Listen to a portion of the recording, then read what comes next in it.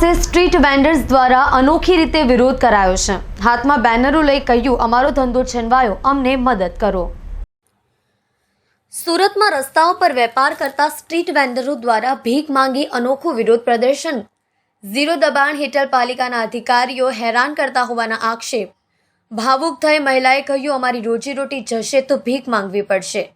સુરત મહાનગરપાલિકા દ્વારા છેલ્લા થોડા દિવસોથી રસ્તા ઉપર ખાણીપીણી કે અન્ય ચીજ વસ્તુઓની લારી ગલ્લા લગાવી વેપાર કરતા સ્ટ્રીટ વેન્ડરો સામે કડક કાર્યવાહી કરવામાં આવી રહી છે, જેને લઈને મહાનગરપાલિકાની આ કામગીરી સામે આજે સુરતના પાલ આરટીઓ પાસે વેન્ડર દ્વારા અનોખો વિરોધ દર્શાવવામાં આવ્યો હતો।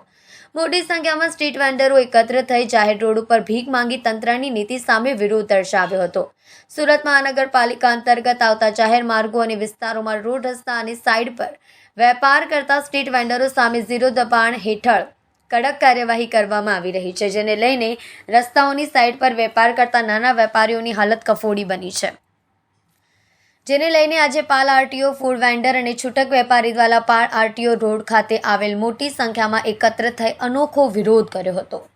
મોટી સંખ્યામાં જુદા જુદા વેન્ડરો એકત્ર થઈ જાહેર રોડ ઉપર એક સાથે કટોરા લઈને ભીખ માંગી પાલિકાની આ કામગીરી સાથે મેં વિરોધ દર્શાવ્યો હતો। રસ્તા પર નાસ્તાની લારી ચલાવનાર હેતલબહેને જણાવ્યું હતું કે મહાનગરપાલિકાના અધિકારીઓ દ્વારા અમારી લારી બંધ કરી દેતા અમારી સ્થિતિ કફોડી બની ચૂકી છે।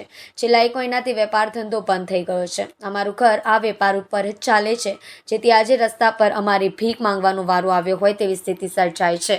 અમે ઓછું ભણેલા છે, અમને આના સિવાય બીજું કંઈ આવડતું પણ નથી।